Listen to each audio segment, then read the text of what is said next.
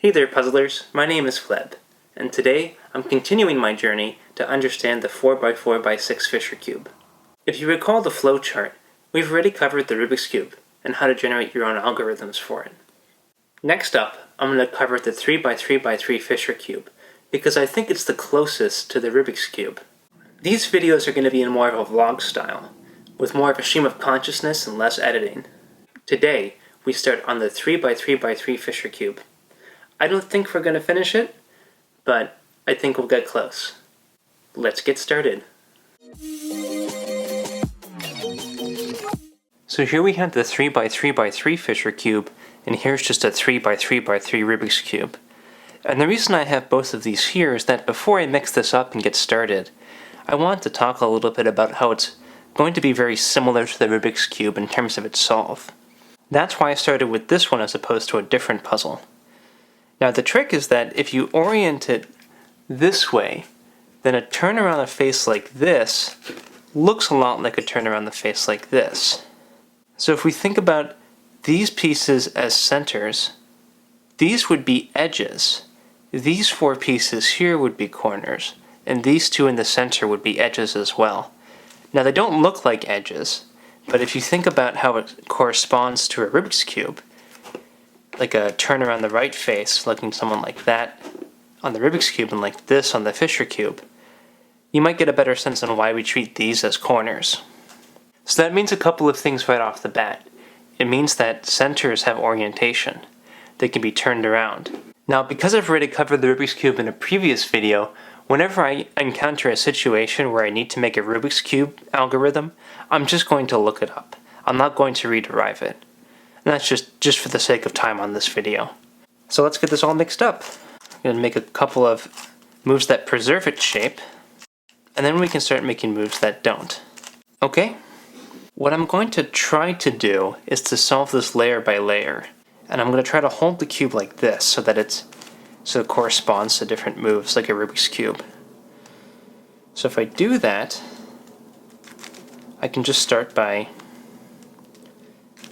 moving certain edge pieces in so that we can build a face around the top.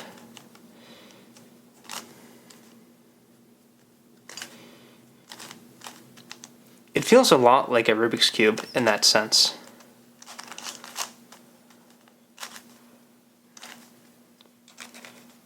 I'm just going to keep building around. I'm looking now for the blue edge that's going to go in here.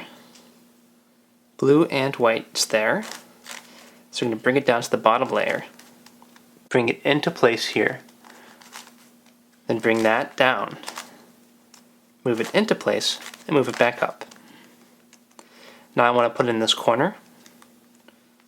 That's right here, a simple turn like this. We'll put that in place. Now I want to put this corner in here. So what I can do is, if I bring this down, I can bring it in. So I'll bring it to the left, bring this down, and now that's in place. And now we just have one last piece to put in here. It happens to be on this layer.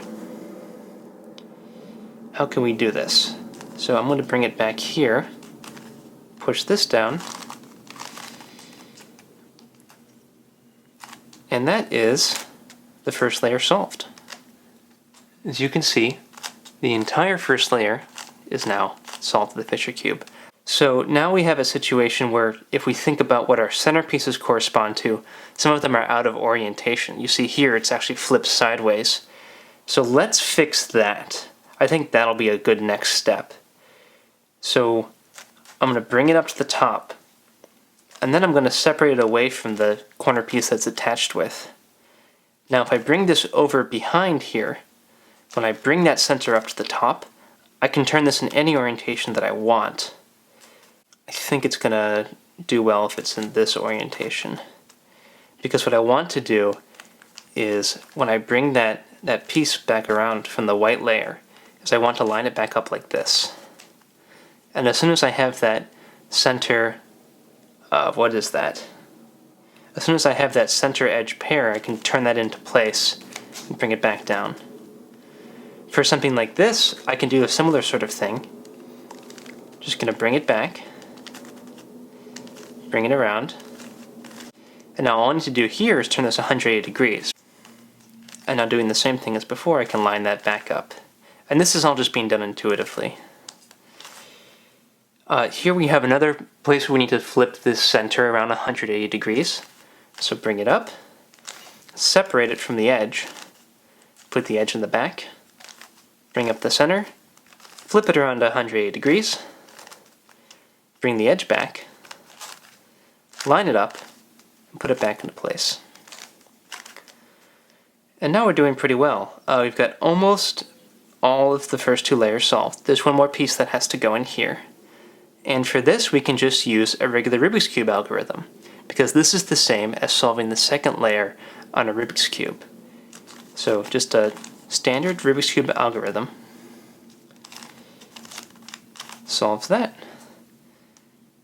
And now we're on the last layer. Boy, there's something really weird happening here.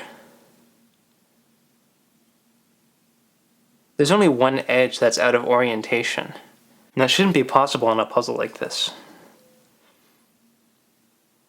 Unless something else was out of place.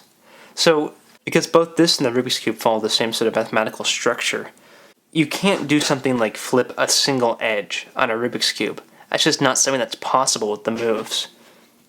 So what must be going on here is something here must be out of alignment. Something must actually be flipped around when it looks like it's in the right place. So on this first layer, everything has to be in place because only one place it could go, only one way it could go in. On this middle layer, the centers are going to be correct. So one of these edge pieces must be actually flipped.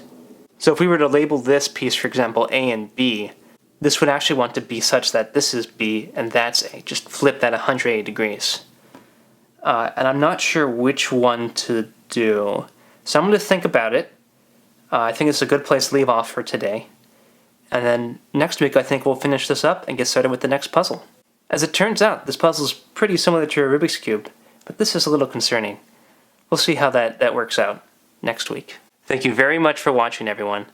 And as always, happy puzzling.